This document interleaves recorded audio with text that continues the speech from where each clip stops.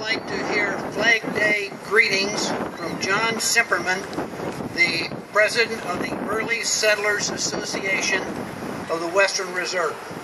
John, welcome. Thank you, Bill.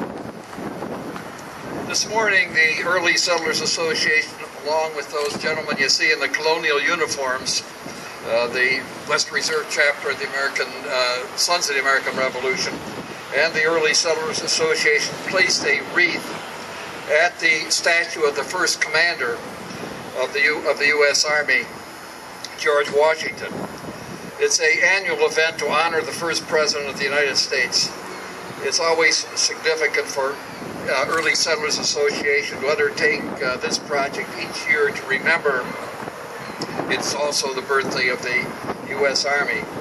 It was on June 14th, 1775, when the Army was officially formed and George Washington was appointed as commander, a position he kept until 1783.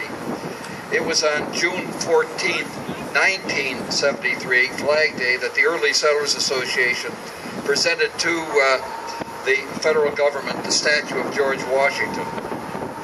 It was the work of Cleveland sculptor Bill McVeigh, and if you have an opportunity to stop at the federal building, it's in the front of the federal building on an area of land that was called Washington Square. The monument came about with the work of, as I indicated, the Early Settlers Association. It's interesting to note that there are more statues of George Washington around the world than any other government leader. It's because the people of the world long for freedom, recognize he best represents that freedom that they desire.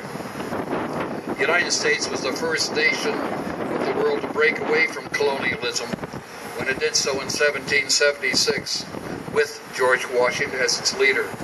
Today we, on behalf of the Early Settlers Association, are honored to join with the Joint Veterans Commission of Cuyahoga County to commemorate the 234th anniversary of Flag Day and the 236th birthday of the U.S. Army, and to congratulate those new citizens. Thank you for your time.